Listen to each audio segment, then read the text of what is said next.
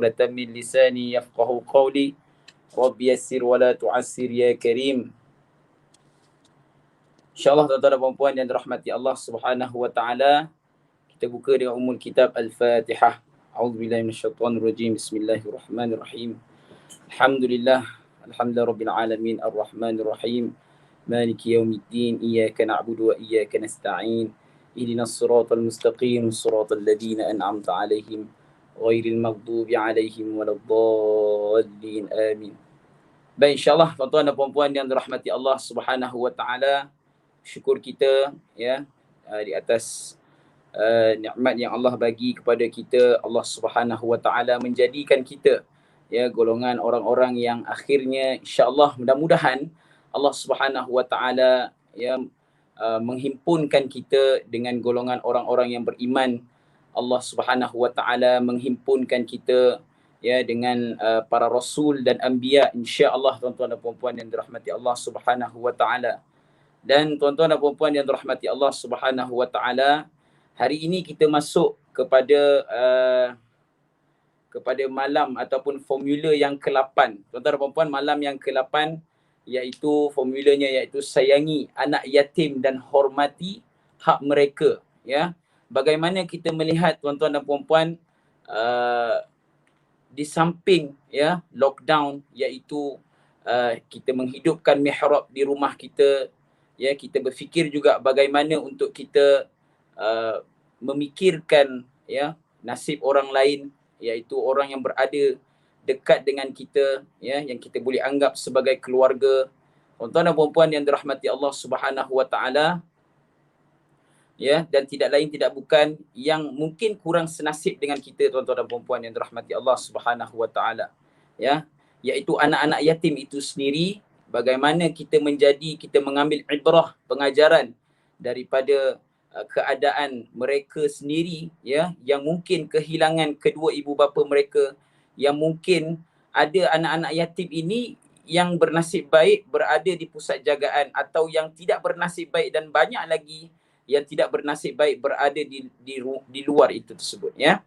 Dan insya-Allah tuan-tuan dan puan-puan, hari ini kita akan melihat ya, kita akan melihat sedikit daripada surah, ataupun kita akan melihat sedikit daripada salah satu surah musabbihat ya, iaitu surah suratul Al-Isra ya. Jom kita tengok sama-sama tuan-tuan dan puan-puan yang dirahmati Allah Subhanahu wa taala ya. Tapi sebelum tu tuan-tuan dan puan-puan, jom sama-sama kita sharekan live kita pada hari ini ya. Mudah-mudahan lebih ramai lagi yang dapat manfaatnya tuan-tuan dan puan-puan yang dirahmati Allah Subhanahu wa taala ya.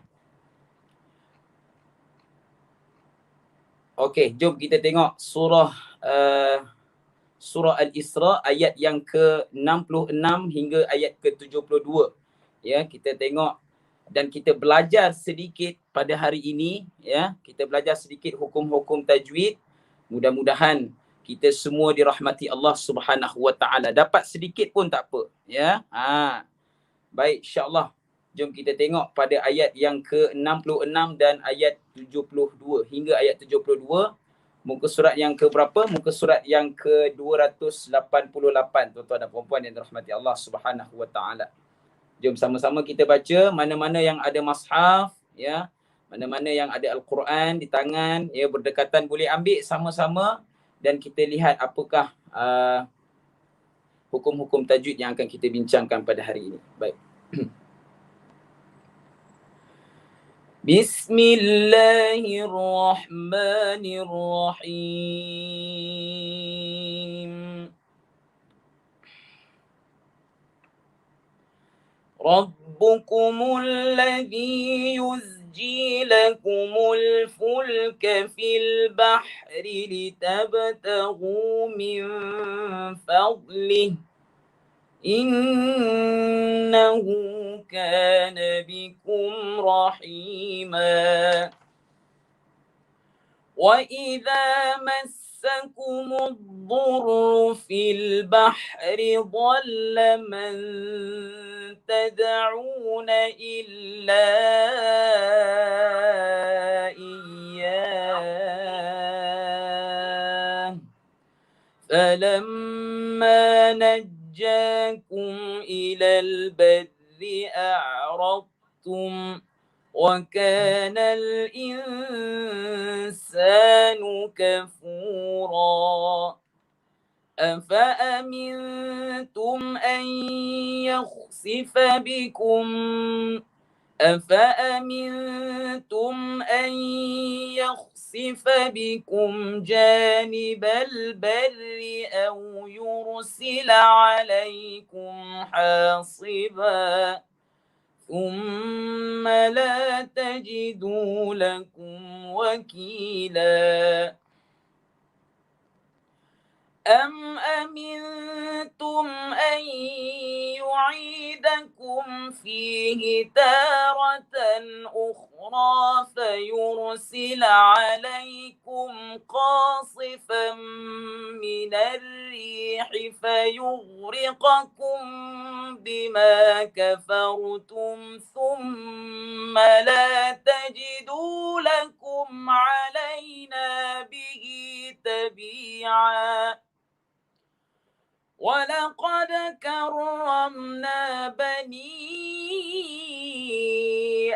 آدم وحملناهم في البر والبحر ورزقناهم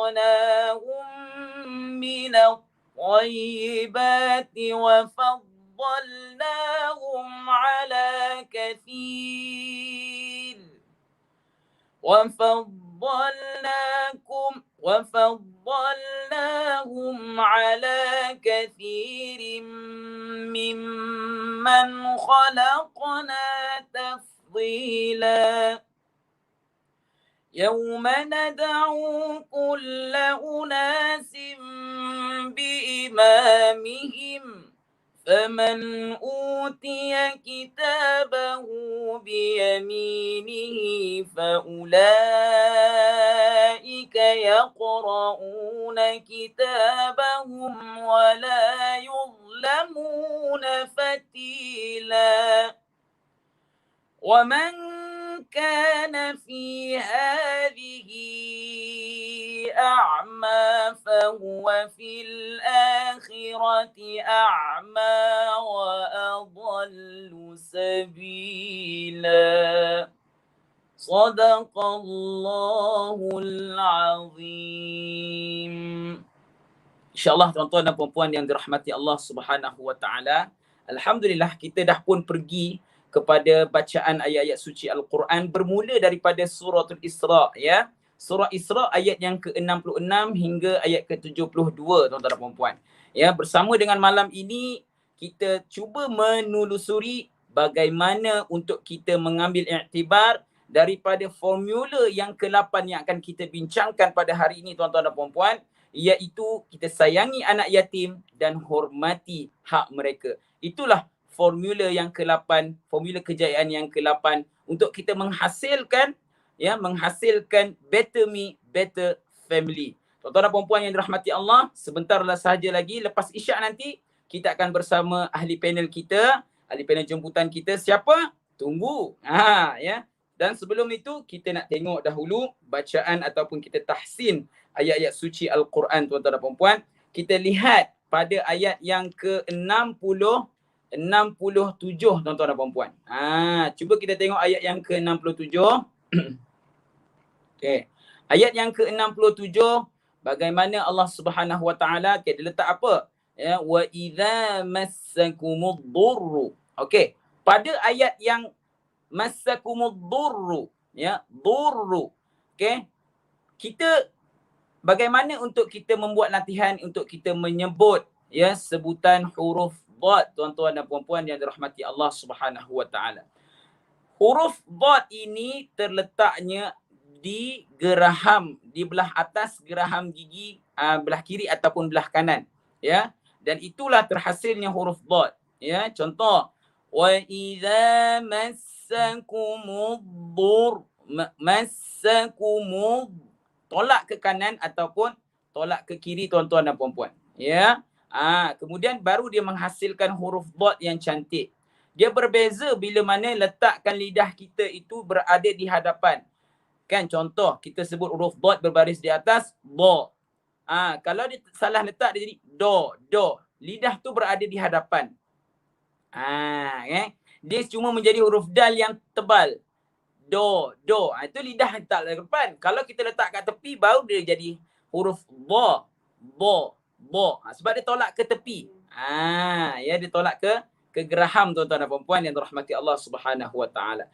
Tetapi bagaimana pula kalau huruf dad yang mati, tuan-tuan dan puan-puan? Ya, huruf dad yang mati adalah kaedahnya seakan-akan kalau senang kita nak ingat, dia seperti kita menahan untuk muntah. Contoh kan, ayat suratul Fatihah yang ujung tu. Walau kan? Walau huruf dad tu seakan-akan macam mau nak muntah, tuan-tuan dan puan-puan.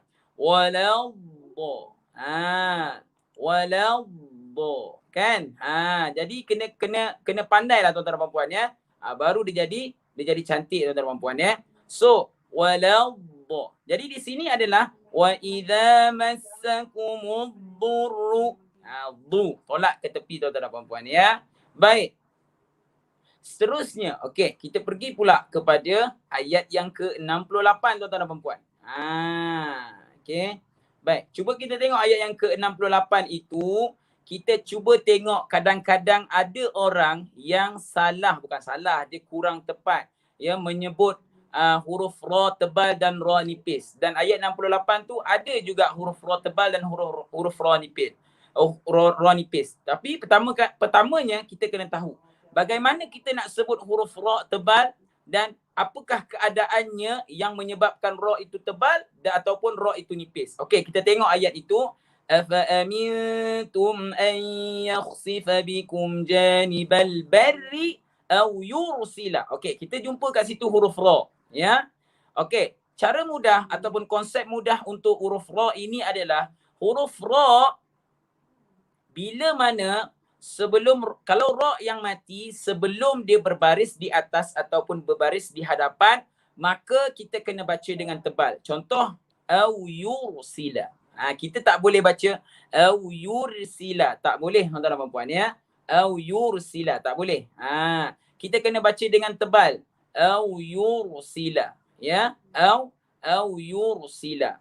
Kita kena baca dengan tebal. Kita tak boleh baca dengan nipis. Au yursila tak boleh, tuan-tuan dan puan-puan tapi kalau dia berbaris nipis, huruf ra-nya mati sebelumnya berbaris di bawah, maka kita kena baca dengan nipis.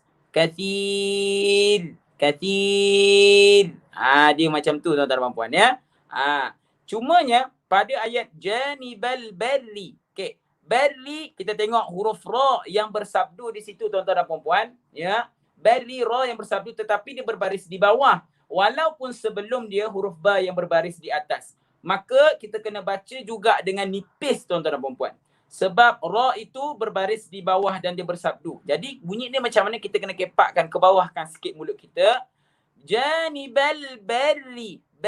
Kita tak boleh baca janibal barri. That one is tebal. Itu kita naikkan mulut. Maka dia adalah kurang tepat. Ya, tuan-tuan dan puan-puan. Okey. Yang itu. Kemudiannya, pada ayat yang seterusnya, tuan-tuan dan puan-puan, kita boleh tengok pada ayat yang ke-70, tuan-tuan dan puan-puan. Semua boleh tengok ayat yang ke-70. Ya, apa di situ? Walaqad karramna bani Adam wa hamalnahum fil barri wal bahri wa razaqnahum. Okey, kita tengok.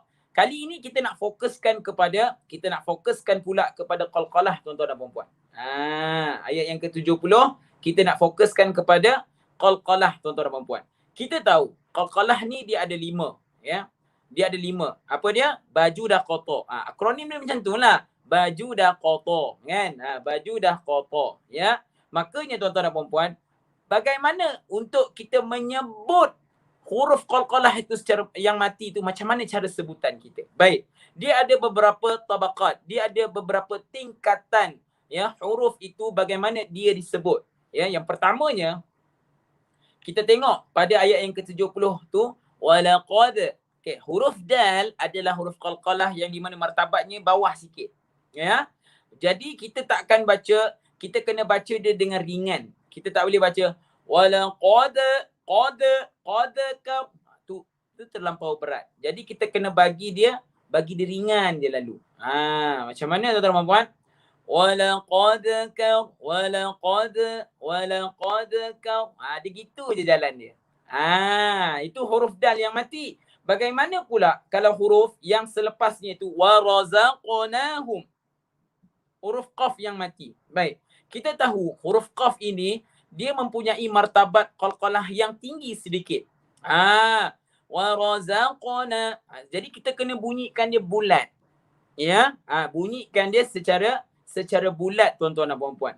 Warazaqnahum.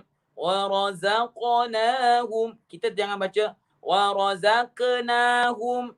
Tak boleh. Ataupun ada ramai yang baca macam ni. Warazaqnahum. Ada juga yang baca macam tu. Kita kena bunyikan dia bulat-bulat pada huruf qaf yang mati itu tuan-tuan dan puan-puan. Makanya dia akan jadi bagaimana? Warazaqnahum. Dia jalan dia. Kasih ringan dia tuan-tuan dan puan-puan ya. Okey. Baik, seterusnya tuan-tuan dan puan-puan yang dirahmati Allah Subhanahu Wa Taala, kita pergi pula pada ayat yang seterusnya, pada ayat yang ke-71. Okey, jom kita tengok ayat yang ke-71 ya. Apa dia? Yauma nad'u kulla unasim biimamihim. Perasan tak pada huruf unasim, pada huruf sin di bawahnya itu ada huruf mim kecil. Perasan tak? Ada mim kecil pada perkataan unas. Di bawahnya ada mim kecil, kemudian di sebelahnya ada huruf ba. Itu apa tuan-tuan dan puan-puan? Itu adalah hukumnya iqlab. Okey. Saya pasti ramai dah tahu memanglah nama hukum iqlab, tapi bagaimana untuk cara kita menyebutnya tuan-tuan dan puan-puan? Okey, di sini ada perbezaan ulama Al-Quran ataupun ada beberapa ada khilaf sedikit ya. Di mana kalau kita dahulu ustaz ataupun ustazah akan ajar kita cara sebutan huruf iqlab ni macam mana tuan-tuan dan puan-puan? Ustaz ataupun ustazah akan ajar kita renggangkan sedikit bibir seakan-akan memasukkan sehelai kertas di bibir kita. Betul tak? Sebab saya pun dulu macam tu juga. Renggangkan bibir kita sedikit seakan-akan boleh masuk satu helai kertas. Maka cara bacaan dia jadi macam mana? Kulla unasin biimamihim. Okey. Kulla unasin. Tetapi ada lagi satu qaul, yang ni qaul daripada Syekh Aiman Suwaid ya, ataupun beberapa ulama Al-Quran juga kata tidak perlu untuk kita renggangkan bibir, setakat kita rapatkan bibir sahaja tanpa kita menekan huruf tersebut. Bagaimana? Cara dia adalah unasim biimamihim. Nampak tak bibir saya ni? Unasim biimamihim. Saya tak tekan bibir tu. Di situ. Ya, tuan-tuan dan puan-puan. Maka dua-dua ni kalau kita buat tak ada masalah tuan-tuan dan puan-puan. Ya, benda khilaf kita jangan pening-pening, kita buat apa yang ustazah yang ajar kita dahulu semuanya betul belaka. Jangan risau ya. Dan yang terakhir pada ayat yang ke-72 ya. Saya nak memfokuskan pada huruf ain. Huruf ain sebab banyak huruf ain, ada dua kat situ. Wa man kana fi hadhihi a'ma fahuwa fil akhirati a'ma wa adallu sabila. Huruf ain, tuan-tuan dan puan-puan, manakah makhraj huruf ain? Siapa tahu? Boleh tulis di ruangan komen. Tahu tak makhraj huruf ain dekat mana? Huruf ain ni dia punya makhrajnya adalah dia terletak pada halqum tuan-tuan dan puan-puan. Ya, terletak pada halqum. Ya, dia terletak di sini. Qa atas sikit, qaf atas sikit. Bawah qaf sikit. Jadi dia adalah permainan di bahagian halqum tuan-tuan dan puan-puan. Maka bila menyebutnya, jangan ramai yang silap baca dengan a'ma. Dibaca dengan hamzah tuan-tuan dan puan-puan. A'ma. Kenapa biarkan ain itu jadi huruf hamzah? Padahal huruf hamzah itu sifat dia adalah syiddah, tertahan. Kalau ain ni sifat dia adalah tawassut, dia berada di pertengahan. A'ma. Kasih terlepas sedikit. Jangan tertahan. A'ma. Tak boleh macam tu tuan-tuan dan puan ya. Maka kita kena baca begitu. A'ma fahuwa fil akhirati a'ma. Gitu. Ya, tuan-tuan dan puan-puan. Dan alhamdulillah kita dah pun sedikit tahsin ya, sedikit tahsin pada ayat yang ke surah ayat yang ke-66 sampai 72. Suka ustaz ni ngajar. Terima kasih Puan Zarinawati. Okey. Okey, baik. Dan insya-Allah tuan-tuan dan puan-puan, kita melihat sedikit ya bagaimana Allah Subhanahu Wa Taala meletakkan pada ayat ini berkenaan pentingnya untuk kita mencari rezeki ya. Hatta kalau kita cari rezeki di darat dan di laut pun Allah mengurniakan kita dengan rezeki yang baik-baik sahaja. Baik-baik belaka. Tapi tuan-tuan dan puan-puan, perlu kita ingat segala apa yang kita cari di atas muka bumi Allah Subhanahu Wa Taala ini perlu diakhiri dengan alhamdulillah. Ya, Allah bagi aku semua ni. Allah bagi macam-macam, bagi aku dengan rezeki anak, bagi aku dengan rezeki harta, rezeki yang tidak disangka-sangka. Aku bersyukur kepadamu ya Allah. Hatta ya segala apa yang kita cari dekat di darat dan di lautan sekalipun itu adalah rezeki yang halal untuk kita, yang Allah telah sediakan untuk kita. Dan insya-Allah tuan-tuan dan puan-puan yang dirahmati Allah Subhanahu Wa Taala, ya, bagaimana malam ini kita akan kupas sedikit ya, kita akan kupas sedikit formula kejayaan yang ke-8 ya, iaitu berkaitan dengan anak yatim. Iaitu berkaitan dengan anak yatim. Apakah tajuknya? Sayangi anak yatim dan hormati hak mereka. Hak apa yang perlu kita hormat ini tuan-tuan dan puan-puan? Itu hak itu yang kita menjadikan syahid, kita panggil lah syahid ni yang kita bulatkan ya. Hak apakah perkaitannya dengan anak yatim? Yang itu yang akan kita kupaskan bersama dengan panel jemputan kita pada malam ini, iaitu siapa tuan-tuan dan puan-puan? Iaitu Ustaz Muhammad Haizan Rozi, iaitu beliau merupakan pelajar sarjana Syariah Akademi Pengajian Islam di Universiti Malaya. InsyaAllah tuan-tuan dan puan-puan, kami bawakan anda tuan-tuan dan puan-puan dengan pentadabbur yang insyaAllah sangat mantap tuan-tuan dan puan-puan ya, untuk mengisi kekosongan malam-malam lockdown tuan-tuan dan puan-puan, untuk kita menghidupkan mihrab dekat rumah ya, beserta dengan datangnya formula-formula kejayaan daripada surah-surah musabbihat ini tuan-tuan dan puan-puan. InsyaAllah selepas isyak nanti kita akan masuk sedikit kupasan yang menarik ya. Bagi saya dia agak menarik ya. Sebab apa? Bagaimana kita lockdown ya. Kita lockdown selama dah masuk sebulan dah ni, tetapi perkaitannya dengan anak yatim itu. Perkaitannya apakah hak-hak mereka? Bagaimana dia boleh dikaitkan dengan kita ini ya, sepanjang kita berada di musim lockdown ini. Mudah-mudahan Allah Subhanahu Wa Taala memberikan kita kefahaman dalam kita mendalami ilmu Al-Quran. InsyaAllah tuan-tuan dan puan-puan, jom sama-sama di akhir ini kita berehat separuh masa yang pertama. Ting-ting. Separuh masa yang pertama lah tu. Kalau pihsyak kan, baru separuh masa yang kedua. Tapi di akhir ini, ya, break time ini, sama-sama kita istighfar, kita tasbih, berselawat kepada Allah berselawat kepada Nabi SAW sebelum kita tutup dengan break time insya-Allah.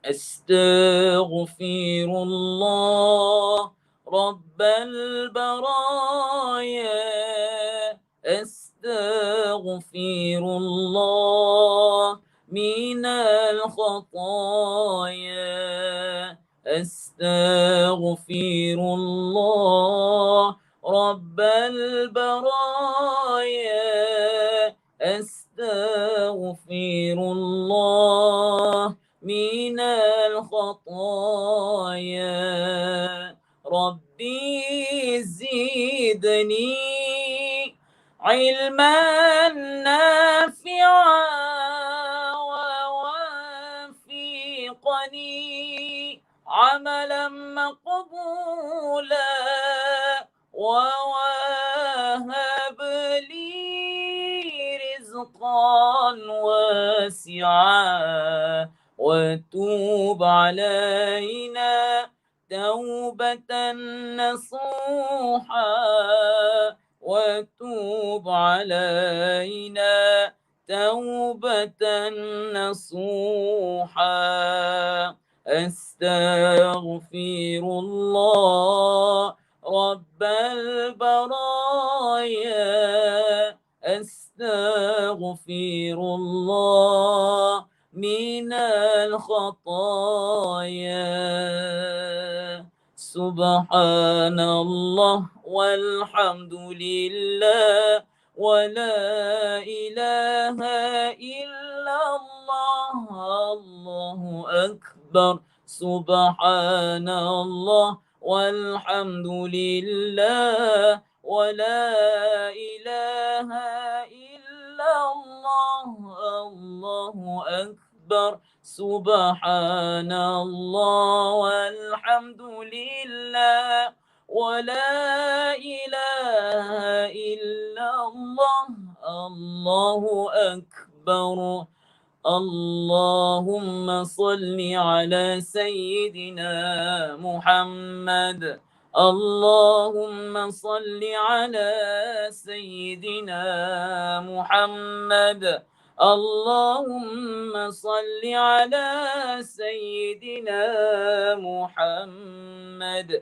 InsyaAllah tuan-tuan dan puan-puan, kita jumpa jam 9 nanti bersama dengan ahli panel kita yang akan kita jemput sebentar sahaja lagi. Jangan ke mana-mana. InsyaAllah kita ajak keluarga kita solat Isyak bersama-sama. Mudah-mudahan kita dapat hidupkan lockdown ini dengan mihrab. Kita hidupkan mihrab kita dengan perkara-perkara yang baik. Mudah-mudahan insyaAllah kita jumpa jam 9 nanti. Assalamualaikum.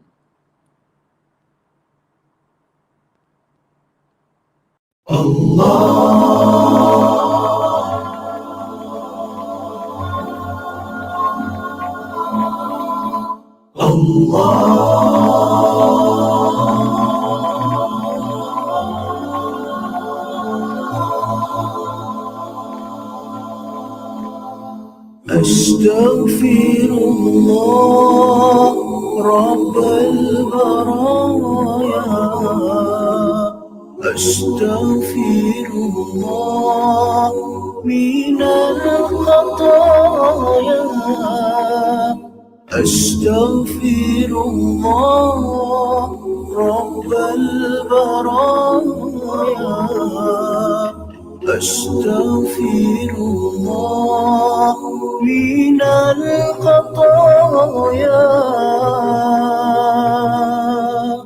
أستغفر الله رب البرايا أستغفر الله من الخطايا أستغفر الله رب البرايا أستغفر الله من الخطايا أستغفر الله رب البرايا أستغفر الله من الخطايا أستغفر الله رب البرايا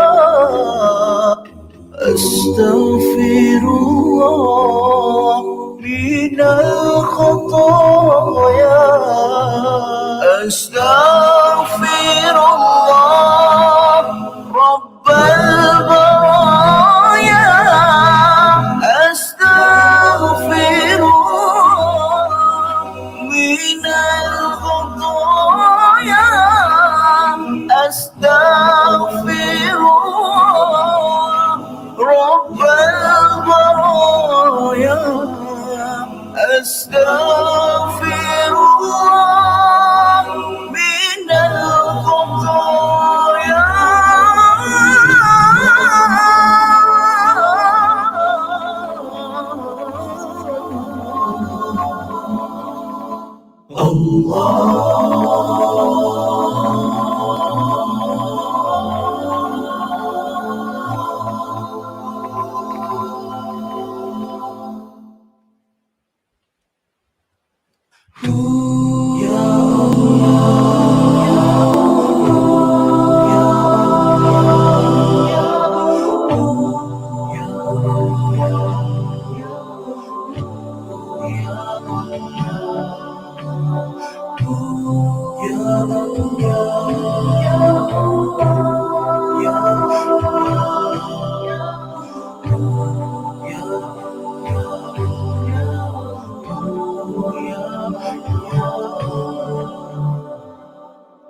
Subhanallah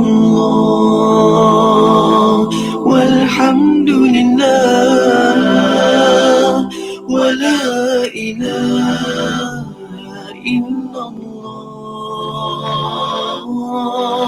Subhanallah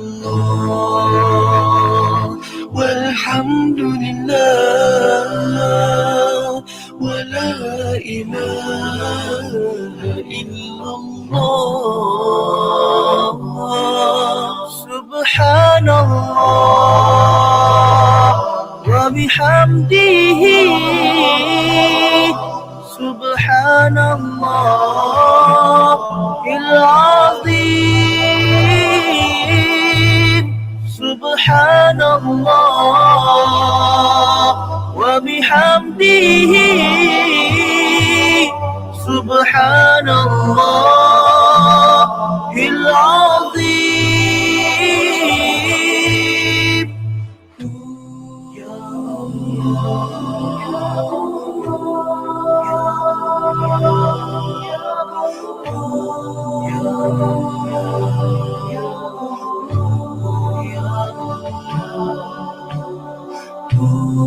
Ya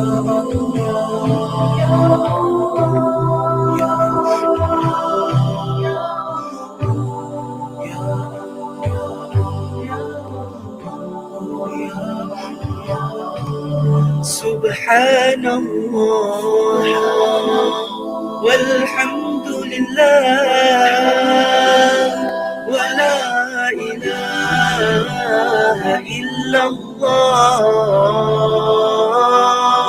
Subhanallah walhamdulillah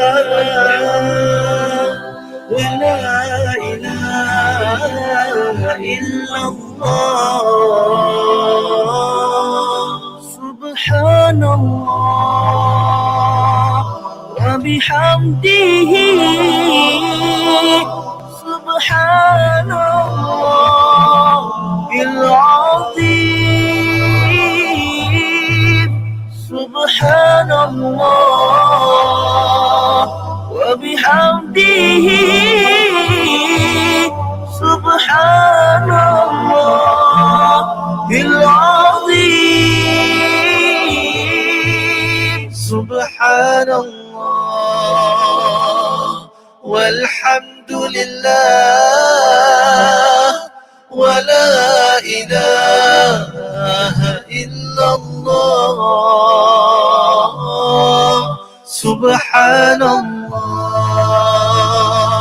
walhamdulillah wa la ilaha illallah.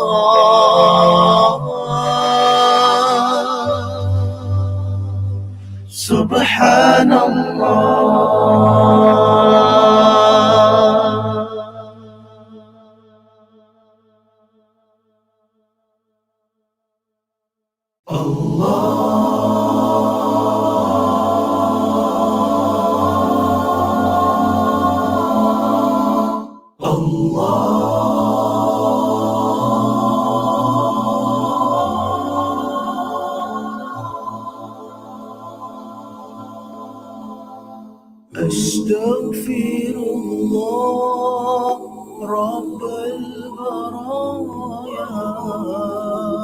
Astaghfirullah minal khataya.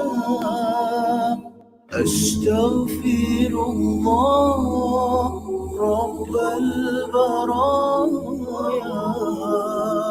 Astaghfirullah minal khataya.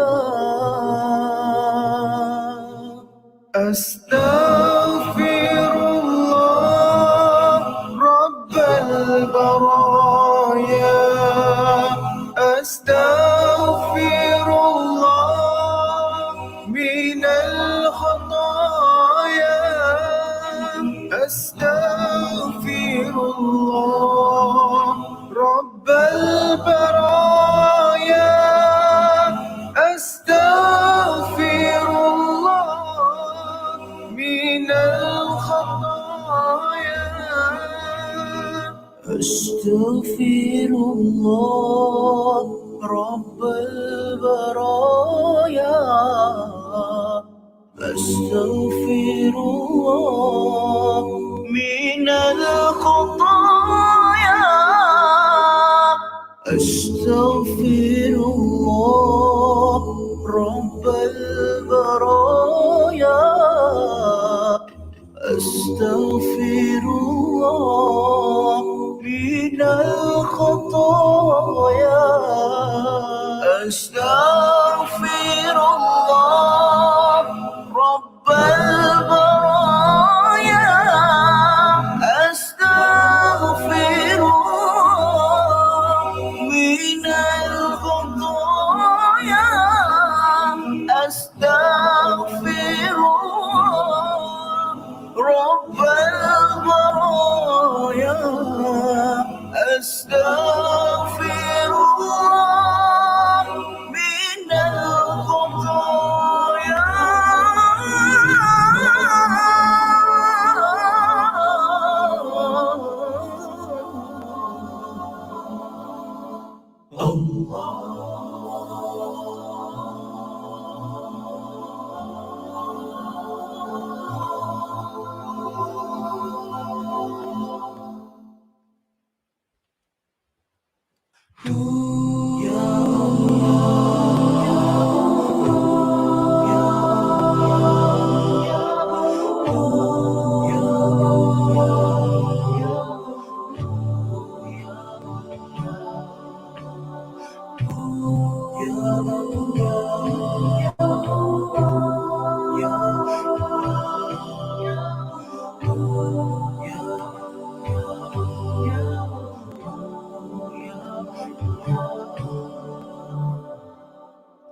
سبحان الله والحمد لله ولا إله إلا الله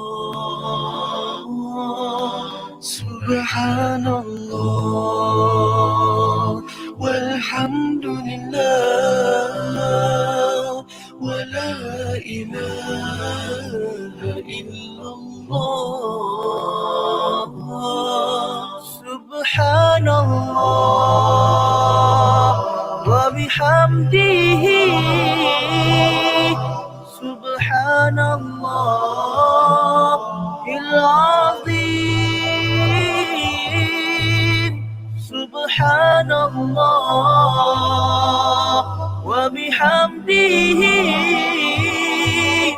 سبحان الله العظيم يا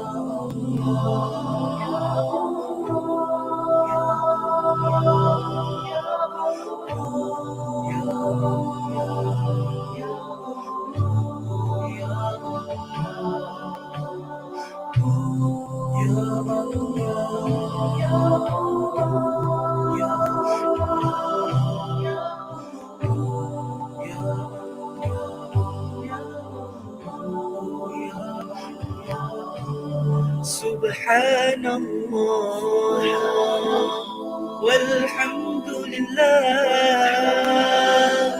ولا إله إلا الله سبحان الله والحمد لله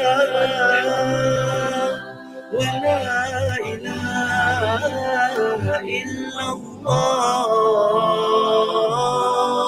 سبحان الله وبحمده سبحان الله العظيم سبحان الله وبحمده سبحان الله العظيم سبحان الله والحمد لله ولا إله إلا الله سبحان الله والحمد لله ولا إله إلا الله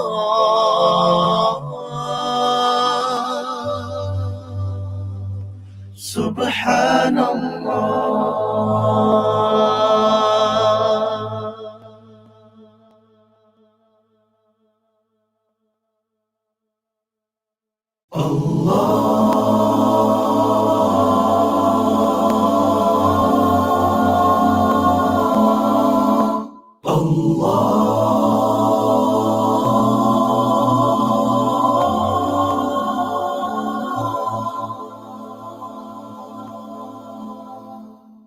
أستغفر الله رب البرايا أستغفر الله من الخطايا أستغفر الله رب البرايا أستغفر الله من الخطايا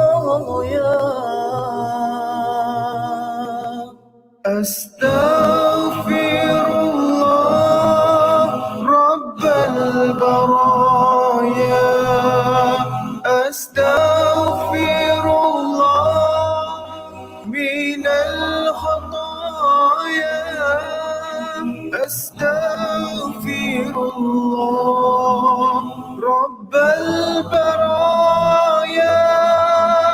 أستغفر الله من الخطايا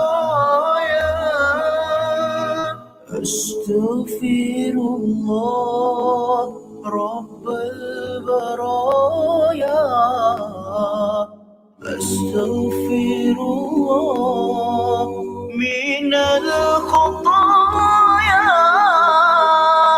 أستغفر الله رب البرايا أستغفر الله من الخطايا أستغفر الله رب البرايا أستغفر الله من الخطايا أستغفر الله رب البرايا أستغفر الله من الخطايا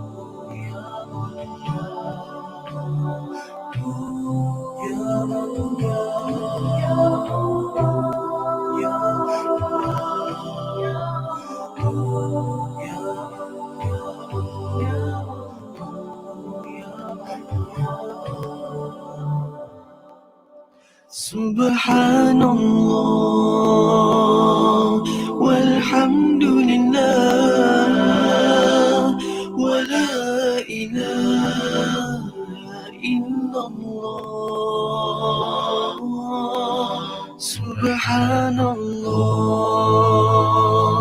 والحمد لله ولا إله إلا الله سبحان الله وبحمده سبحان الله العظيم سبحان الله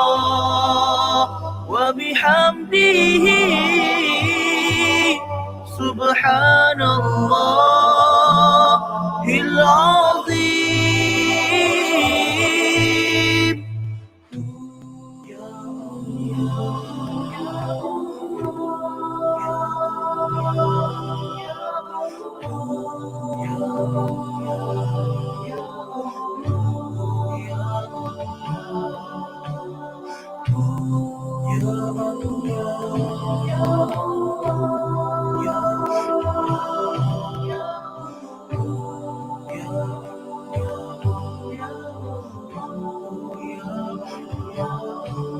سبحان الله والحمد لله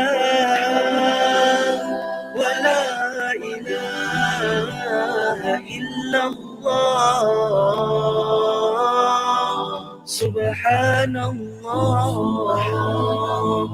والحمد لله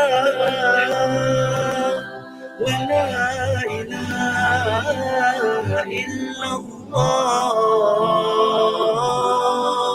سبحان الله وبحمده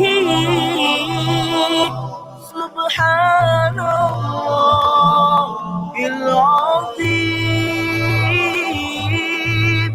سبحان الله وبحمده سبحان الله العظيم. سبحان الله والحمد لله ولا إله إلا الله. سبحان الله والحمد لله ولا إله إلا الله.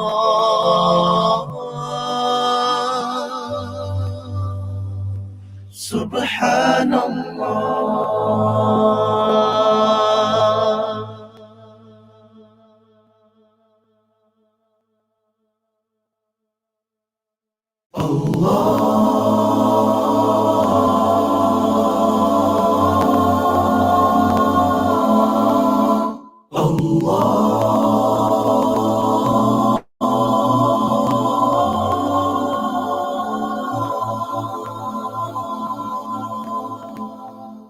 أستغفر الله رب البرايا. أستغفر الله من الخطايا. أستغفر الله رب البرايا. أستغفر الله من الخطايا. أستغفر الله رب البرايا. أستغفر الله من الخطايا. أستغفر الله رب البرايا. أستغفر الله من الخطايا. أستغفر الله رب البرايا. أستغفر الله من الخطايا. أستغفر الله رب البرايا. أستغفر الله من الخطايا. أستغفر الله رب البرايا. أستغفر الله من الخطايا. أستغفر الله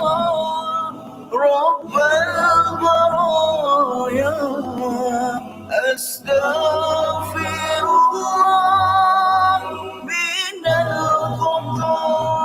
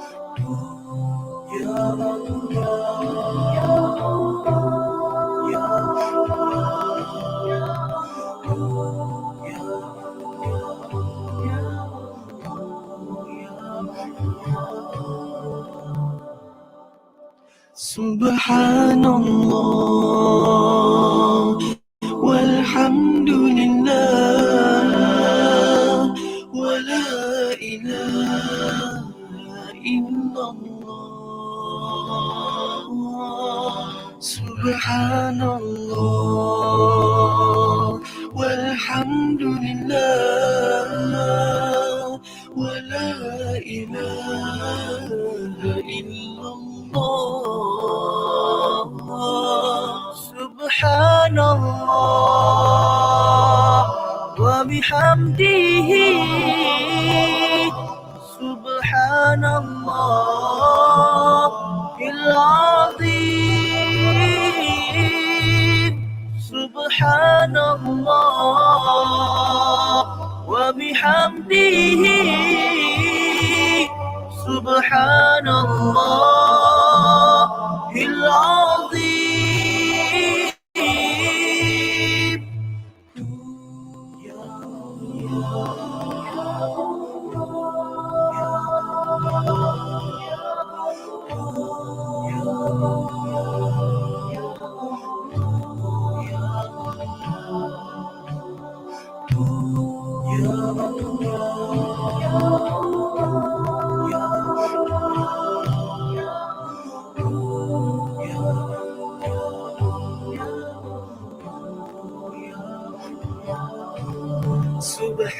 Subhanallah walhamdulillah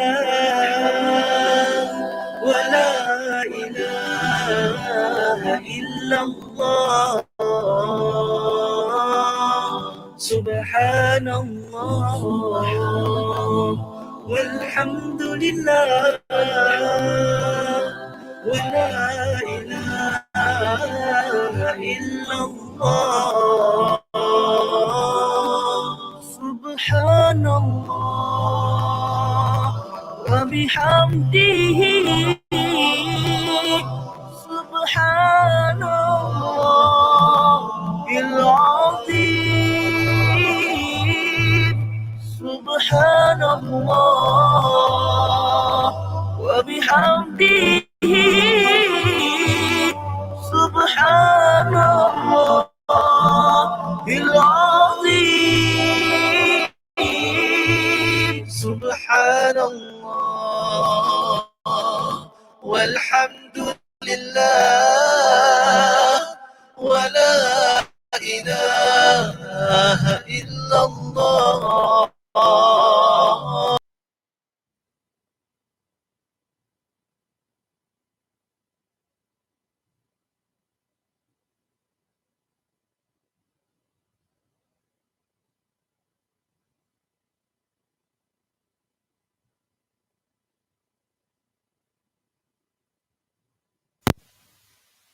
Bismillahirrahmanirrahim. Alhamdulillah, salatu wassalamu ala Rasulillah. Wala haula wala quwata illa billah. Bagaimana dengan suara saya?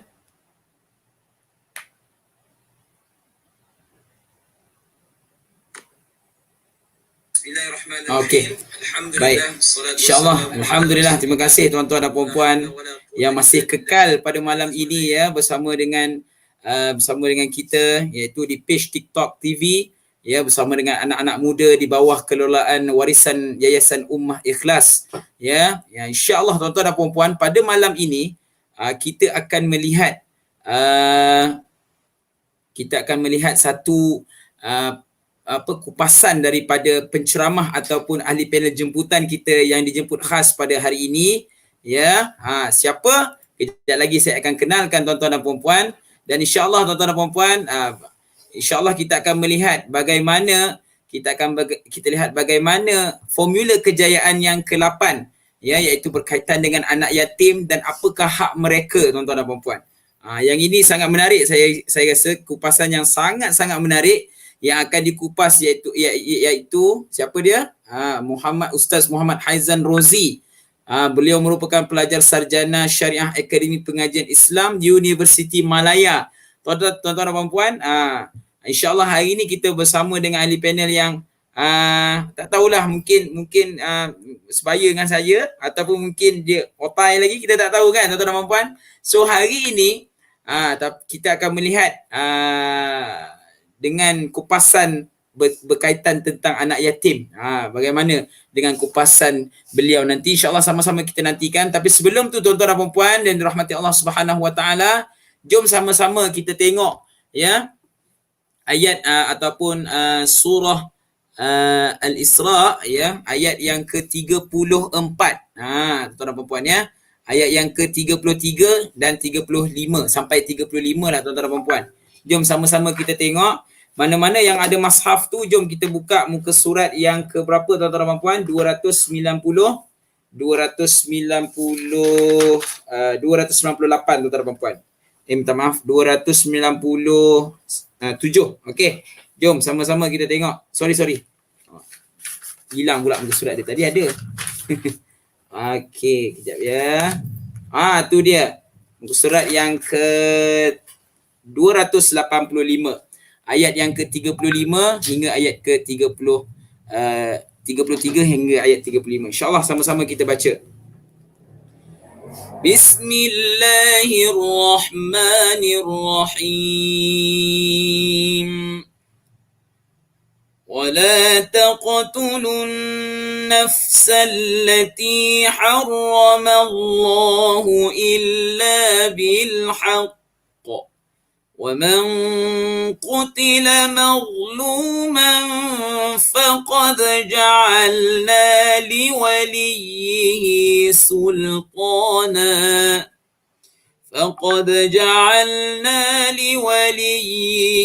سلطانا فلا يسرف في القتل إنه كان منصورا ولا تقربوا مال اليتيم إلا بالتي هي أحسن حتى يبلغ أشده وأوفوا بالعهد إن العهد كان مسؤولا وأوفوا الكيل إذا كلتم وزنوا بالقسطاس المستقيم ذلك خير وأحسن تأويلا. Sadaqallahul Azim. Jom sama-sama kita lihat terjemahannya. Pada ayat yang ke-33 Allah kata apa? Dan janganlah kamu membunuh orang yang diharamkan Allah membunuhnya kecuali dengan sesuatu alasan yang benar. Dan sesiapa dibunuh secara zalim, maka sesungguhnya kami telah memberikan kekuasaan kepada walinya. Tetapi janganlah walinya itu pula melampaui batas dalam pembunuhan. Sesungguhnya dia adalah orang-orang yang mendapat pertolongan dengan hukuman qisas.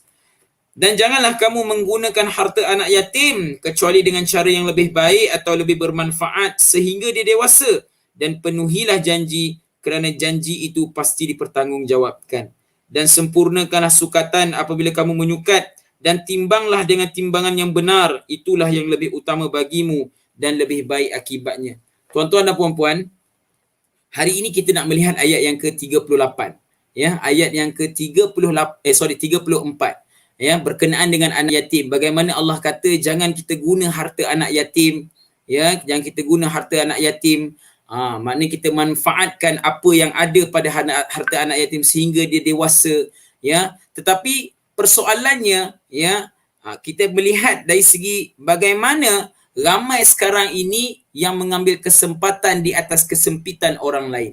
Ya, bagaimana kesempitan yang dialami oleh golongan yang anak yatim ini menjadikan satu kesempatan yang besar kepada siapa? Kepada walinya. Hal ini banyak berlaku, tuan-tuan dan puan-puan, dan saya tak nak kupas sendiri. Insya-Allah ahli panel kita yang akan mengupasnya. Ya, saya persilakan, iaitu Ustaz Haizan Rozi. Assalamualaikum Ustaz. Waalaikumsalam warahmatullahi. Apa khabar Ustaz? Sihat alhamdulillah Ustaz. Kat mana tu? Ada kat rumah. Masya PJP Allah. kan? Kat rumah lah. PJP. Baik Ustaz, insya-Allah Ustaz. Ustaz merupakan pelajar sarjana syariah Akademi API lah kan? API ya tu kita panggil. Sedang belajar lagi, sedang belajar, masya-Allah. Tahun berapa Ustaz? Sekarang ni semester 5. Sedang menulis lah. Masya-Allah, mudah-mudahan insya-Allah insya-Allah kita jemput kata ahli panel yang fresh, masya-Allah. Saya ni belum, saya dah bukan fresh dah, saya dah hampir nak tua dah Ustaz.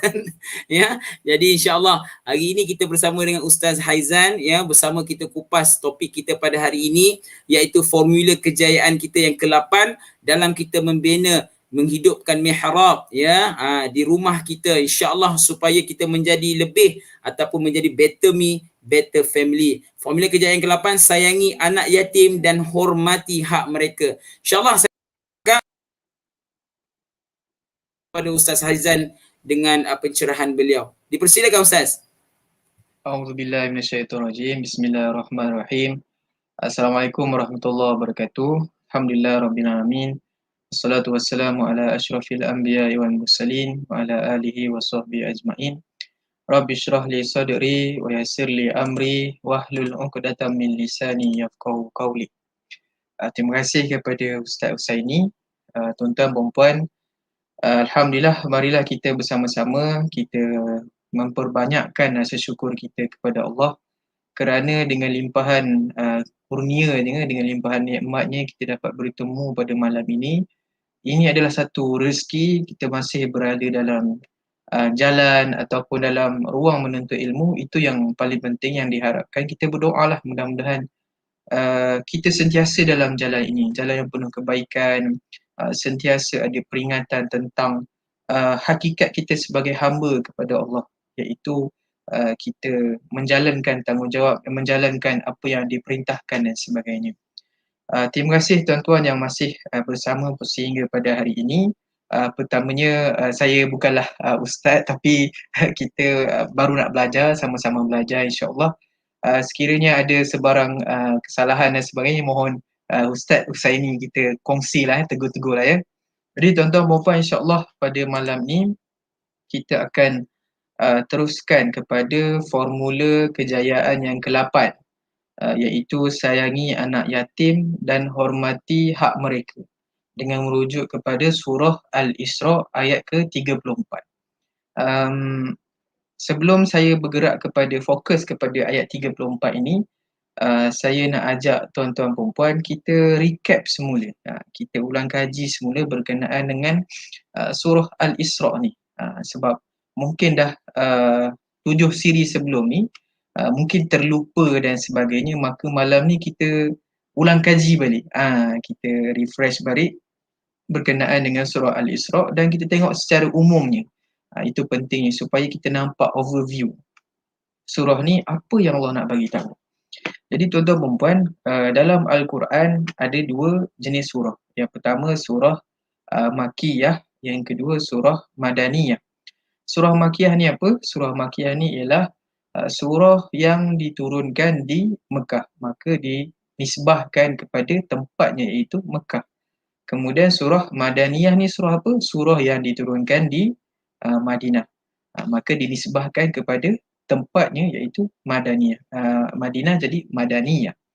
Jadi surah Makkiyah ni menyentuh tentang apa? Surah Makkiyah ni menyentuh tentang hal-hal yang berkaitan dengan akidah. Itu yang pertama. Kemudian menyentuh juga tentang hal-hal yang berkaitan dengan kenabian. dan juga disentuh tentang hari akhirat dan sebagainya. Kenapa, apa signifikannya disentuh tentang hal itu? Maka merujuk kepada keadaan sewaktu itu, kan.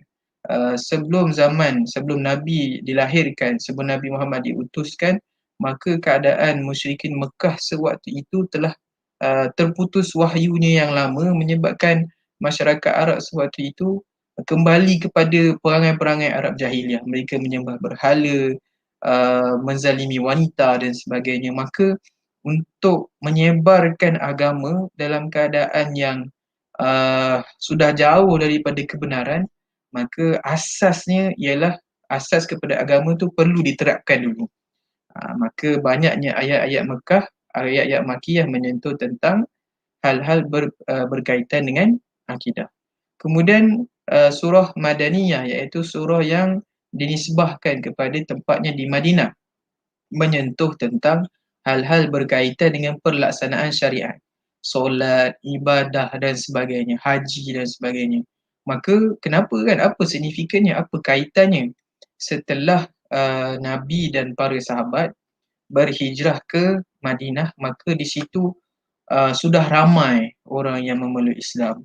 Kemudian tempoh pemelukan agama Islam tu sudah lama. Mereka sudah betul-betul meyakini keesaan Allah, agama yang betul, meyakini kebenaran Nabi SAW, maka sewaktu itu dah sesuai untuk diterapkan, dilaksanakan syariat-syariat, solat dan sebagainya. Sebab kalau katakan kalau akidah pun tidak betul-betul faham tentang erti ketuhanan dan sebagainya, macam mana nak laksanakan yang lain? Jadi surah Al-Isra' ni, dia surah Makiyah ke surah Madaniyah? Dia adalah surah Makiyah yang diturunkan di Madinah. Kemudian kenapa dinamakan surah Al-Isra' ni?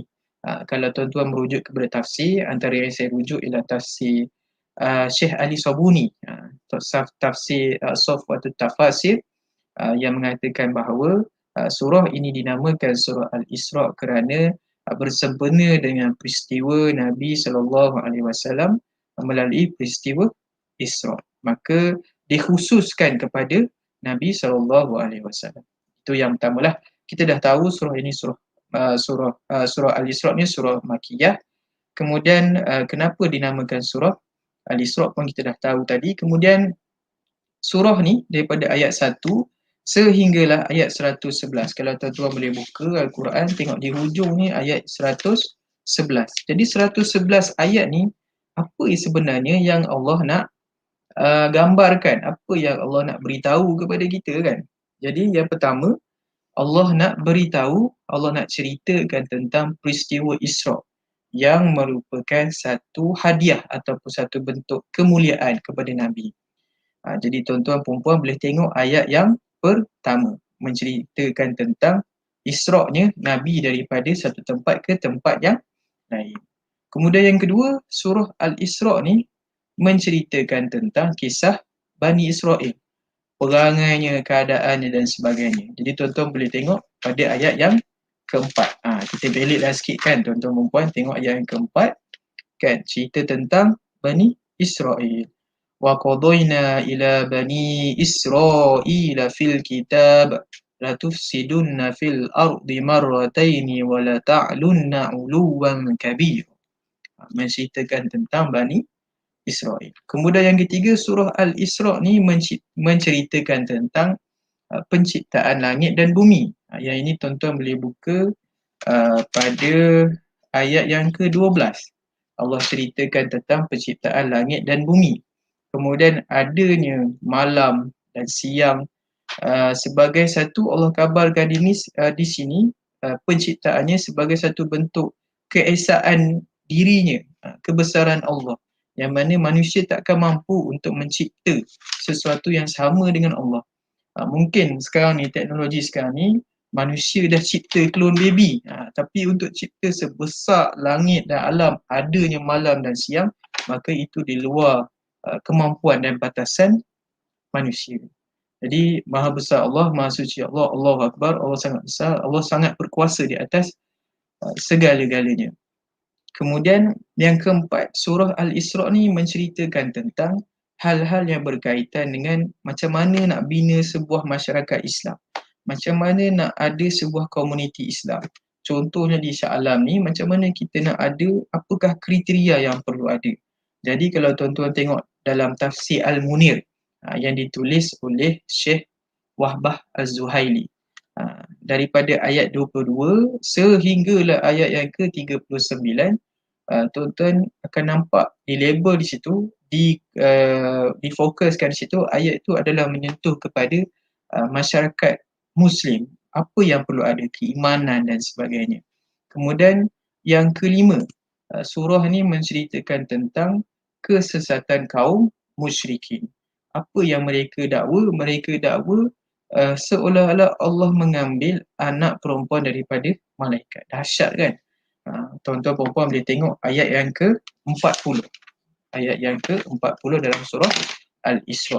Kemudian yang ke-6, surah Al-Isra ni dia menyentuh tentang apa? Menyentuh tentang hari kebangkitan. Menyentuh juga tentang hari pembalasan, hari akhirat. Kemudian diceritakan juga sifat manusia sewaktu itu bila dah diberitahu tentang agama, Nabi menyampaikan dakwah, dia nak bukti lain tentang keagamaan ini. Orang kata apa, nak bukti lain kebenaran agama ni selain daripada Nabi. Jadi tuan-tuan boleh tengok pada ayat yang ke-90. Dan diakhiri surah ini, tuan-tuan boleh tengok pada ayat yang ke-111 menunjukkan bahawa Allah itu suci daripada sebarang perkara syirik dan Allah tidaklah seperti manusia yang mempunyai anak. Jadi itulah sebagai satu gambaran. Saya telah sebutkan poin-poin itu. Kemudian apa ayatnya tuan-tuan boleh rujuklah nanti insya-Allah. Okey. Seterusnya kita akan pergi kepada fokus kepada ayat ke-34 ni.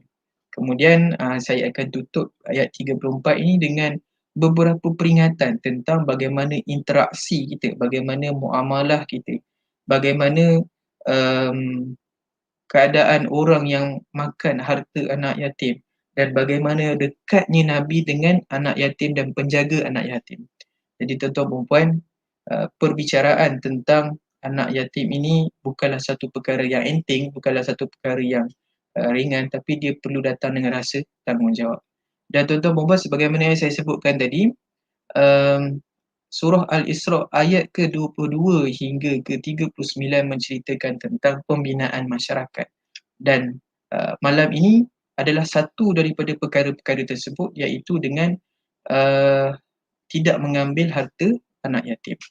Jadi untuk membina sebuah keluarga yang baik, yang mana bila ramai menjaga, membina, menerapkan keluarga dengan nilai-nilai yang baik, maka nanti terbentuklah satu komuniti masyarakat Muslim yang baik. Jadi keadaan itu datang daripada keluarga dulu. Kita perlu ingatkan ahli keluarga kita berkenaan dengan apa yang telah dibentangkan, keimanan kepada Allah, buat baik kepada ibu bapa dan sebagainya. Dan fokus malam ini adalah wala taqrabu malal yatim, iaitu jangan kamu hampiri, jangan kamu guna harta anak yatim. Dengan mematuhi perkara ini dan beberapa perkara dalam ayat ini, maka kita akan jadi seorang Muslim yang baik insya-Allah. Jadi tuan-tuan puan, kita tengok kepada ayat ke-34. Tuan-tuan puan boleh tengok dalam ayat Al-Quran, dalam Al-Quran ayat ke-34. A'udzubillahi minasyaitonirrajim. Wala taqrabu malal yatimi illa billati hiya ahsan hatta yablugha ashuddah wa aufu bil ahd innal ahda kana mas'ula. Maksudnya apa? Maksudnya, dan janganlah kamu menggunakan harta anak yatim kecuali dengan cara yang lebih baik ataupun bermanfaat sehingga dia dewasa, dan penuhilah janji kerana janji itu pasti dipertanggungjawabkan. Jadi tuan-tuan perempuan, secara umumnya bila kita baca ayat ini, kita nampak apa yang Allah nak beritahu, apa yang Allah peringatkan kita, iaitu larangan daripada bermudah-mudahan dengan harta anak yatim. Jangan kita ambil enteng, jangan kita ambil ringan. Jadi apa sebenarnya nak difokuskan? Jangan ambil harta anak yatim. Jadi kalau kita ada basic bahasa Arab, wala taqrabu, jangan kamu hampiri sebenarnya. Jangan kamu hampiri. Tapi untuk memudahkan kita, ditafsirkan, diterjemahkan sebagai jangan kamu menggunakan harta anak yatim. Tapi macam mana yang dikatakan jangan guna harta anak yatim? Kan? Jadi disebutkan dalam tafsir bahawa menggunakan harta anak yatim ni maksudnya menggunakan untuk kepentingan peribadi. Kemudian kita ada niat nak menzalimi anak yatim itu. Mungkin kita pergunakan anak yatim tu sebagaimana yang ada disebutkan oleh Ustaz Usaini sekarang ni, kan? Digunakan anak yatim tu untuk kaut keuntungan dan sebagainya, maka itu adalah satu bentuk kezaliman. Dan bila ada yang melakukan seperti itu rupa, maka dia seolah-olah tidak menghormati mereka yang rapat dengan anak yatim. Siapa? Orang yang rapat dengan anak yatim siapa? Rasulullah SAW. Jadi perintah jangan kamu guna harta anak yatim ni sewenang-wenangnya. Ada orang sewenang-wenangnya mempergunakan harta anak yatim ni untuk kesenangan diri dia. Mungkin sewaktu itu anak yatim ni sudah kehilangan mak ataupun ayah. Maka macam dalam drama lah kita tengok kan. Dia tengok, oh ni ada peluang untuk kita gunakan anak yatim ni, kita tengah susah, dia tak ada mak ayah, so kita tipulah dan sebagainya. Maka di sinilah mungkin itulah yang berlaku suatu ketika dahulu. Ada anak yatim, dia kecil, mungkin waktu itu tidak mampu untuk menguruskan harta, maka ada kelompok-kelompok yang mengambil kesempatan. Jadi Allah perintahkan, Allah beri peringatan, wala taqrabu malal yatim. Kemudian tapi adakah kalau kita tak boleh nak dekati wala taqrabu, macam mana? Apa tanggungjawab kita terhadap anak yatim ni? Kan takkan tak boleh untuk kita orang kata menguruskan harta dia. Jadi di sini boleh untuk kita bermuamalah, berinteraksi dengan anak yatim ini, kita menguruskan harta dia dengan tujuan apa? Dengan tujuan untuk kita bantu pengurusannya. Kemudian dengan harta anak yatim tu kita uruskan, kita bantu sehingga memberi manfaat. Contohnya ada kita jaga anak yatim, kemudian ditinggalkan harta, kemudian harta anak itu kita susun, kita buat perancangan. Belanja sehari berapa. Kemudian kalau nanti dia dah habis sekolah SPM, dia masuk ke universiti, kita rangka siap-siap dan sebagainya. Maka itu dibenarkan. Sebab apa? Sebab dia memberi manfaat. Sebab harta anak yatim tu adalah harta anak tu, bukan harta mereka yang menjaga anak yatim. Jadi tuan-tuan dan puan, di sini kita boleh tengok apa sebenarnya agama Islam ni sangat mengambil berat tentang tanggungjawab antara kita dan orang lain. Di sini kalau boleh saya kongsikan dua perkara yang saya nampak berkenaan dengan tanggungjawab. Yang pertama, tanggungjawab kita dengan Allah. Apa dia? Allah perintahkan jangan kita hampiri harta anak yatim ni, jangan guna. Jadi kita mungkin penjaga tersebut yang nampak, oh ini peluang, adakah dia telah melaksanakan tanggungjawab dia kepada Allah, iaitu patuh. Itu yang pertama. Yang kedua, di sini menunjukkan apa? Menunjukkan tanggungjawab dia untuk di sini menunjukkan bahawa tanggungjawab dia untuk membantu sesama Islam. Dan agama Islam ini menunjukkan mengajar tentang nilai ihsan, nilai tanggungjawab, nilai membantu dan sebagainya. Maka di sini menjadi tanggungjawablah bagi kita, bagi penjaga untuk menguruskan harta anak yatim ni. Adakah kita nak biar anak yatim itu membesar dengan tak terurus dan sebagainya? Adakah kita nak biar begitu sahaja? Tak mungkin tuan-tuan dan puan. Bayangkan kita yang ada anak, ataupun kita mungkin kita belum ada anak, ataupun kita masih orang kata belum berkeluarga dan sebagainya, kita masih ada mak ayah dan sebagainya. Bayangkan itu keadaan kita, kan? Mesti kita nak bantu. Jadi itulah tanggungjawab kita. Jadi tuan-tuan dan puan, berkenaan dengan harta anak yatim ini, kan, kita boleh, saya sebutkan tadi, kita boleh bantu untuk menguruskan. Tapi sampai bila, kan? Takkanlah sampai dah besar orangnya, dah masuk dah bekerja, kita masih nak meneruskan. Jadi disebutkan dalam tafsir Al-Munir mengatakan bahawa sampai satu ketika mereka ni kita nampak dah boleh mengurus dengan baik, mengurus kehidupan mereka, mengatur perbelanjaan dan sebagainya, maka di situ kita nampak, di situ terhentilah tanggungjawab kita untuk um, menguruskan dan boleh kita serahkan kepada dia. Apa dalam ayat ni, apa dia punya orang kata apa, petunjuk dia. Petunjuk dalam ayat ni ialah hatta yablugha asyuddah. Tapi seandainya mungkinlah budak anak yatim ni sampai satu umur mereka ni dah balik tapi masih terkial-kial dalam menguruskan harta. So sewaktu itu menjadi tanggungjawab penjaga itulah untuk menguruskannya sampailah dilihat dia boleh menguruskannya dengan sendiri. Jadi tuan-tuan dan puan, dalam Al-Quran ini berkenaan dengan harta anak yatim ni juga disebut dalam surah An-Nisa. Dalam surah An-Nisa ayat 6. Tuan-tuan boleh catat dan boleh tengoklah apa firman Allah. Firmannya wabtalul yatama hatta idza balagun nikaha fa in anastum minhum rusyda fadfa'u ilaihim amwalahum wala ta'kuluha israfan wa bidaran ay yakbar. Maksudnya apa? Dan ujilah anak-anak yatim itu sampai mereka cukup umur untuk menikah.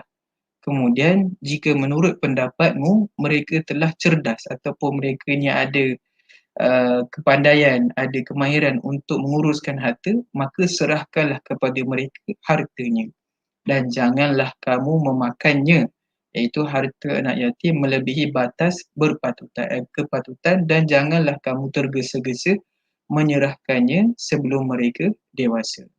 Jadi poin dia adalah, kata kuncinya adalah harta itu boleh diserahkan kepada anak yatim itu apabila mereka ini ada tanda dia ialah mereka ni mampu, ada kemahiran untuk menguruskan harta itu. Kemudian diceritakan oleh penulis Tafsir Al-Munir, tuan-tuan boleh rujuk bahawa bila turunnya ayat wala taqrabu malal yatim, jangan kamu hampiri, jangan kamu guna harta anak yatim, maka sahabat-sahabat sewaktu itu rasa susah hati sebab mereka ni ada yang membela anak yatim. Jadi mereka ni patuh bila dengar kamu jangan hampiri, langsung dia tak hampiri, menyebabkan mereka ni tak makan, kemudian urusan dengan anak-anak yatim pun tak terjaga, terbengkalai lah senang kata. Kemudian turunlah ayat surah Al-Baqarah, ayat yang ke-220. Tuan-tuan perempuan boleh rujuk dalam Tafsir Al-Munir. Apa surah Al-Baqarah ayat 220, fid dunya wal akhirah, tentang dunia dan akhirat. Wa yas'alunaka 'anil yatama, mereka menanyakan kepadamu wahai Muhammad tentang anak-anak yatim. Al-yatama, anak-anak yatim.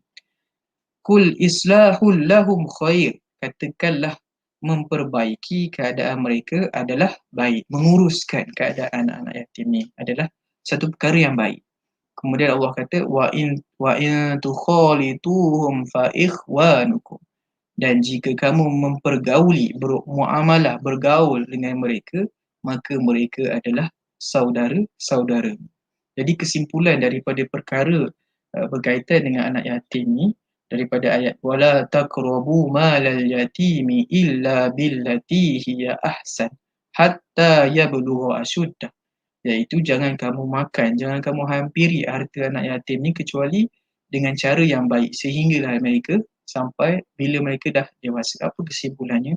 Tuan-tuan dan puan, anak yatim ini adalah salah satu daripada orang kata apa, saudara mara kita. Maka tanggungjawab kita untuk membantu mereka. Kemudian ia adalah satu perintah daripada Allah. Dan seterusnya tuan-tuan dan puan, wa aufu bil ahdi, iaitu tunaikanlah janjimu. Maka tunaikanlah janji. Maksudnya di sini umum. Janji apa? Janji yang merujuk kepada dengan Allah, dengan manusia. Maka tunaikanlah. Dengan menunaikan janji ni kita membentuk kepercayaan, kita membentuk ukhuwah yang baik. Kerana apa? Di akhir nanti kita akan membentuk masyarakat yang baik dengan adanya insan-insan yang patuh mematuhi janji. Kerana apa? Nabi telah sebut mereka yang memungkiri janji adalah mereka yang telah tergolong mempunyai sifat-sifat orang yang munafik. Dan yang terakhir, sebelum kita pergi kepada mu'jam, saya nak bacakan sedikit berkenaan dengan kedudukan orang yang menjaga anak yatim di sisi Rasulullah. Jadi daripada Abu Hurairah radhiyallahu anhu berkata, Nabi SAW berkata, kafilul yatimi lahu au li ghairihi ana wa huwa kahataini fil jannah. Maksudnya orang yang menanggung anak yatim miliknya atau milik orang lain, aku dan dia seperti dua. Itu Nabi SAW mengisyaratkan dengan dua jari di syurga, dekat ni. Dan kemudian bagaimana keadaan mereka yang memakan harta anak yatim? Tuan-tuan perempuan boleh rujuk dalam surah An-Nisa ayat yang ke-10. Sesungguhnya orang yang memakan harta anak-anak yatim secara zalim, sebenarnya mereka itu hanya menelan api ke dalam perut mereka dan mereka pula masuk ke dalam api neraka yang menyala-nyala. Jadi tuan-tuan perempuan, kita tengok gambaran yang Allah berikan tu dahsyat kan. Makan api dalam perut, kemudian mereka pula masuk ke dalam api yang menyala-nyala, menunjukkan bahawa kerasnya ingatan Allah, kerasnya azab kepada mereka yang makan harta anak yatim. Jadi tuan-tuan perempuan, alhamdulillah, mudah-mudahan kita selepas ini bila jumpa anak yatim, kita berbaik, kita berikan layanan, gaulan yang baik, dan alhamdulillah atas nikmat Islam yang membimbing kehidupan ni ke arah kehidupan yang lebih baik dalam semua aspek.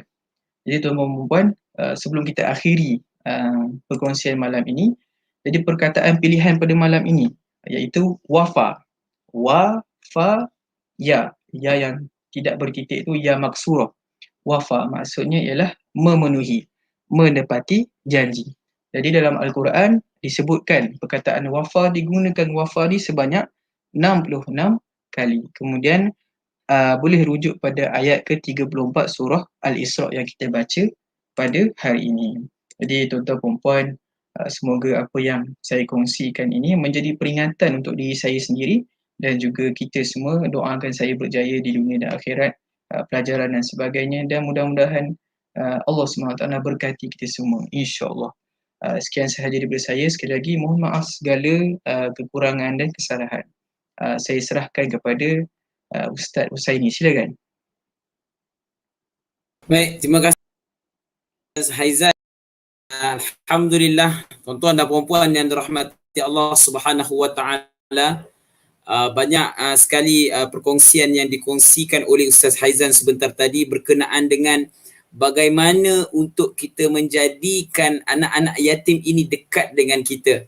Tuan-tuan dan puan-puan yang dirahmati Allah Subhanahu wa taala, saya teringat sebenarnya anak-anak yatim ini tokoh-tokoh yang lahir, tokoh-tokoh yang hebat pada zaman-zaman dulu, tokoh-tokoh Islam pun sebenarnya ramai daripada kalangannya anak yatim. Antaranya tuan-tuan dan puan-puan iaitu Imam Syafi'i, antaranya siapa lagi? Imam Ghazali, ramai lagi Imam Hambali, dan ramai lagi tuan-tuan dan puan-puan, hatta kita pengerusi ataupun fatwa ulama kita iaitu Dr. Yusuf Al-Qardawi merupakan seorang anak yatim juga tuan-tuan dan puan-puan, dan beliau ini lahirnya daripada yang masa kecilnya tiada ayah tiada ibu, dan lahirnya itu dan kemudiannya membesar menjadi orang yang sangat hebat. Jadi tuan-tuan dan puan-puan, sebab itulah Nabi SAW sangat memuliakan anak-anak yatim ini tuan-tuan dan puan-puan. Sebab apa? Melihat daripada anak-anak yatim itu tiada dosa dan tiada apa yang kesalahan yang dilakukan, hati mereka suci. Bagaimana kita melihat ayat yang kita bacakan sebentar tadi, sebab itu Allah menegahkan wala taqrabu malal yatim, jangan kamu dekat sekalipun harta anak yatim. Apabila Allah kata jangan dekat, maka jangan dekat tu banyak cabang dia. Jangan dekat, jangan gunakan. Begitu ya Ustaz Aizan kan? Maknanya kita kata jangan kita dekat, jangan kita guna. Sebab itulah Allah letakkan di bawah wa'aufu. Wa'aufu, maka berpegang teguhlah pada janji. Janji itu tuju kepada siapa? Tuju kepada orang yang dekat dengan anak yatim ni. Wali kepada anak yatim ni. Boleh jadi kepada bapa saudara, boleh jadi kepada adik-adik, kepada keluarga kepada anak-anak yatim ini. Maka di situlah kita melihat ya satu pegangan yang sangat utuh bila mana anak-anak yatim ini kehilangan kedua bapa mereka tetapi dijaga oleh wali mereka, dan itulah bagaimana Allah meletakkan satu amanah yang sangat besar sebenarnya, bukan saja untuk mereka tapi juga untuk kita, tuan-tuan dan puan-puan. Itulah formula kejayaan ke-8 kita, anak yatim dan hak-hak mereka. Mudah-mudahan kita semua ya dapat mengambil sedikit pengajaran. Saya tertarik ya dengan komen ini. Dia kata ni apa? Daripada Masya Allah, saya sedih sebenarnya, daripada Puan Nur Fitriah. Tahun pertama anak-anakku tanpa abahnya, Masya Allah. Ya, kita doakan supaya arwah ditempatkan dalam kalangan orang-orang yang beriman. Ya, mudah-mudahan insya Allah. Dan juga Masya Allah, kita ada juga saudara Jalal Zaiki. Masya Allah, beliau merupakan host TikTok juga. Ni idola saya lah.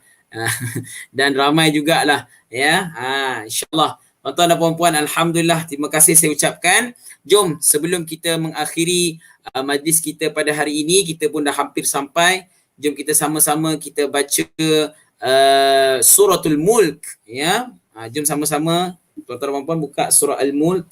Ya, ini saya dengan Ustaz Aizan, boleh Ustaz Aizan kita gabung dua ke? Boleh? Boleh.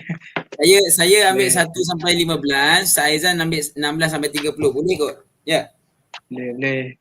Berapa ni Ustaz? Ya. Muka surat apa? Itulah saya pun tengah cari juga ni. Alright, okay, kita boleh buka. 5 lebih 562. 562, baik. 562. Okey, 562 insya-Allah.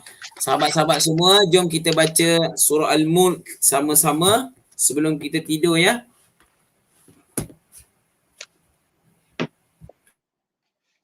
Okey, jom.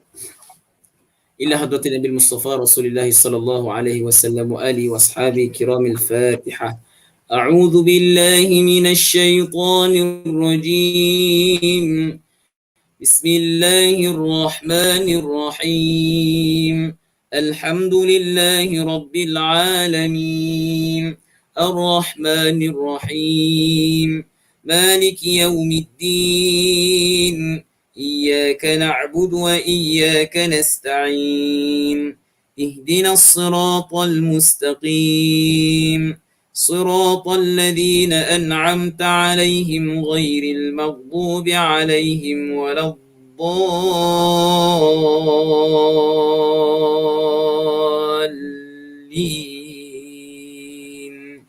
آمين.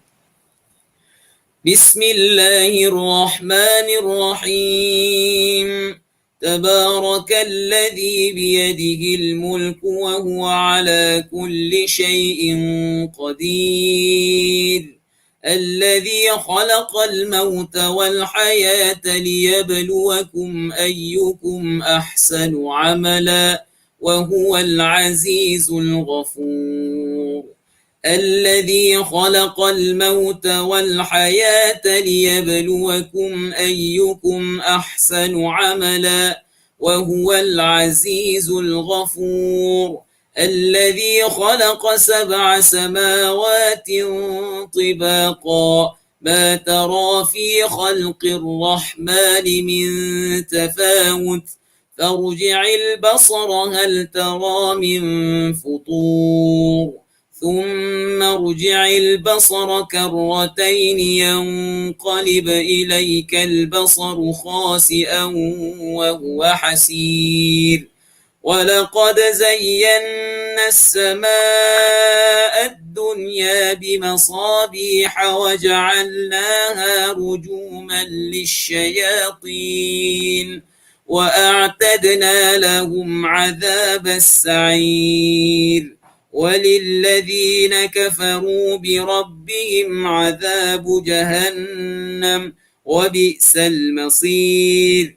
إذا ألقوا فيها سمعوا لها شهيقا وهي تفور تكاد تميز من الغيظ كلما ألقي فيها فوج سألهم خزنتها ألم يأتكم نذير قالوا بلى قد جاءنا نذير فكذبنا وقلنا ما نزل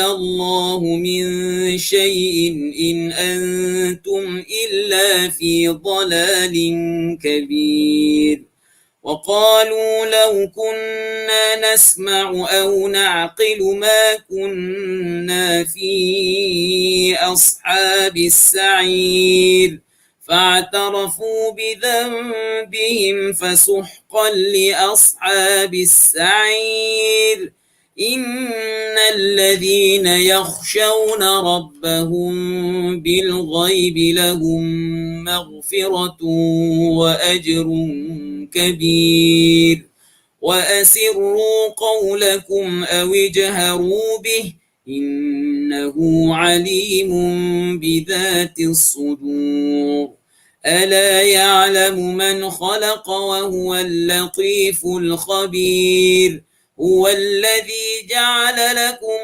الأرض ذلولا فامشوا في مناكبها وكلوا من رزقه وإليه النشور. Silakan Ustaz. أأمنتم من في السماء أن يخسف بكم الأرض فإذا هي تمور أم أمنتم من في السماء أن يرسل عليكم حاصبا فستعلمون كيف نذير ولقد كذب الذين من قبلهم فكيف كان نكير أولم يروا إلى الطير فوقهم صافات ويقبض ما يمسكهن إلا الرحمن إنه بكل شيء بصير أمن هذا الذي هو جند لكم ينصركم من دون الرحمن إن الكافرون إلا في غرور أمن هذا الذي يرزقكم أمن هذا الذي يرزقكم إن أمسك رزقه بل لجوا في عتو ونفور أفمن يمشي مكبا على وجهه أهدى أمن يمشي سويا على صراط مستقيم قل هو الذي أنشأكم وجعل لكم السمع والأبصار والأفئدة قليلا ما تشكرون قل هو الذي ذرأكم في الأرض وإليه تحشرون ويقولون متى هذا الوعد إن كنتم صادقين قل إنما العلم عند الله وإنما أنا نذير مبين فلما رأوه زلفة سيئت وجوه الذين كفروا وقيل هذا الذي كنتم به تدعون قل أرأيتم إن أهلكني الله ومن معي أو رحمنا فمن يجير الكافرين من عذاب أليم قل هو الرحمن آمنا به وعليه توكلنا فستعلمون من هو في ضلال مبين قل أرأيتم إن أصبح ماؤكم غورا فمن يأتيكم بماء معين Sadaqallahul azim. Allahul azim. Alhamdulillah. Itulah dia tuan-tuan dan puan-puan yang dirahmati Allah Subhanahu wa taala.